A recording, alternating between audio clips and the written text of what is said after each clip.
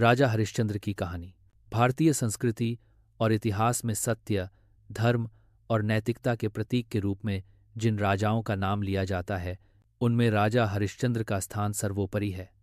सत्य की राह पर अडिग रहने वाले इस महापुरुष की कथा केवल एक राजा की कहानी नहीं, बल्कि यह त्याग, तपस्या, संघर्ष और ईमानदारी की मिसाल है। यह कथा न केवल बच्चों को नैतिक शिक्षा देती है, बल्कि वयस्कों को भी जीवन के कठिन निर्णयों में मार्गदर्शन प्रदान करती है। प्रारंभिक जीवन और राज्य। राजा हरिश्चंद्र सूर्य वंश के महान राजा थे और उनके पिता का नाम त्रिशंकु था।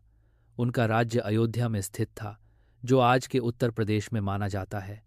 हरिश्चंद्र एक धर्मात्मा, दयालु और न्यायप्रिय राजा थे। वे हमेशा प्रजा के हित में निर्णय लेते थे और किसी भी परिस्थिति में सत्य से विचलित नहीं होते थे। उनके राज्य में कोई दुखी, भूखा या अन्याय से पीड़ित नहीं था, इसलिए उन्हें सत्यव्रती के नाम से भी जाना जाता है। तूष विश्वामित्र की परीक्षा। एक दिन श्री विश्वामित्र ने यह जानने की ठानी कि क्या वास्तव में हरिश्चंद्र सत्यवादी हैं और किसी भी परिस्थिति में झूठ नहीं बोलते।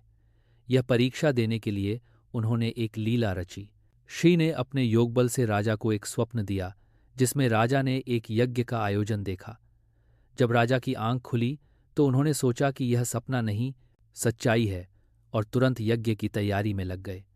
उसी समय श्री विश्वामित्र दरबार में आए और बोले, राजन, आपने यज्ञ का वचन दिया है, अतः मुझे दक्षिणा दीजिए। राजा हरिश्चंद्र ने कहा, शिवर, आपने ठीक कहा, यज्ञ का वचन तो मैंने ही दिया था। आप बताइए, आपको क्या दक्षिणा चाहिए? श्री ने कहा, मुझे 10,000 स्वर्ण मुद्राएं चाहिए। राजा ने बिना किसी हिचकिचाहट के दक्षिणा देने का वचन दिया, परंतु उस समय उनके खजाने में इतनी राशि नहीं थी। शिव बोले, मैं आपको 1 महीने का समय देता हूं। यदि 1 महीने में दक्षिणा नहीं दी गई तो आपसे सब कुछ छीन लिया जाएगा। राजा ने दक्षिणा चुकाने के लिए अपना पूरा राज्य, धन, आभूषण और यहाँ तक कि राजमहल तक शिव को दान में दे दिया। फिर भी दक्षिणा अधूरी रह गई। अब राजा, रानी, तारा और पुत्र रोहिताश्व नगर छोड़कर वन में निकल पड़े और काशी पहुंचे। काशी में उन्होंने मजदूरी करने का निर्णय लिया।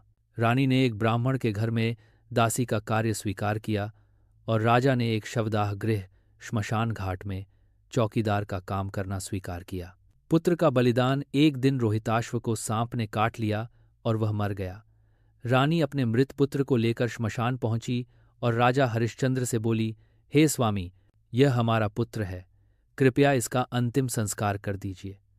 परंतु राजा ने कहा, मैं केवल चौकीदार हूं, श्मशान में प्रवेश के लिए कर देना पड़ता है। रानी ने कहा, मेरे पास कुछ भी नहीं है। राजा बोले, तो अपनी चूड़ी दे दीजिए। रानी ने अपने हाथ की चूड़ी दी और राजा ने आंखों में आंसू लिए श्मशान का दरवाज़ा खोल दिया। राजा खुद नहीं जान सके कि वह जिसका शुल्क ले रहा है वह उसकी अपनी पत्नी और पुत्र हैं। जब रानी ने राजा को पहचान लिया तो वह रो पड़ी और बोली, क्या इतनी कठोर परीक्षा है? राजा की आंखों में भी आंसू आ गए, परंतु वह अपने कर्तव्य और नियम से विचलित नहीं हुए।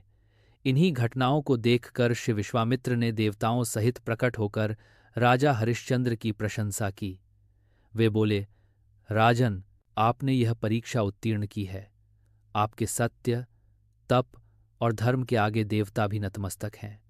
तब भगवान विष्णु और इंद्रदेव स्वयं वहां प्रकट हुए और राजा को पुनः उनका राज्य, धन, परिवार और पुत्र जीवित करके लौटा दिया। राजा हरिश्चंद्र वापस अयोध्या लौटे और फिर से राज्य संभाला। उन्होंने पहले से भी अधिक न्याय, करुणा और धर्म से शासन किया। उनकी ख्याति दूर दूर तक फैल गई। प्रजा उन्हें भगवान के समान मानने लगी। उनके पुत्र रोहिताश्व ने आगे चलकर एक महान शासक बनकर वंश को आगे बढ़ाया।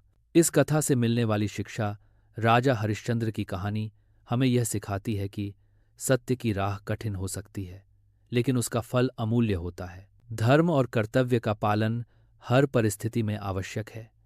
ईमानदारी और त्याग से बढ़कर कोई गुण नहीं। ईश्वर हमेशा सच्चे लोगों की परीक्षा लेते हैं, लेकिन अंत में उन्हें सम्मानित करते हैं। उपसंहार। राजा हरिश्चंद्र की कथा केवल पुरानी कहानी नहीं, बल्कि आज के समय में भी अत्यंत प्रासंगिक है। जब समाज में नैतिकता और ईमानदारी का पतन होता जा रहा है, तब हरिश्चंद्र जैसे चरित्र हमें प्रेरणा देते हैं कि सत्य, धर्म और कर्तव्य ही वास्तविक जीवन का सार हैं। राजा हरिश्चंद्र की जीवन गाथा हमें यह सिखाती है कि परिस्थितियां चाहे जितनी भी कठिन क्यों न हों, अगर हमारा मन और आचरण शुद्ध है तो अंत में विजय हमारी ही होगी।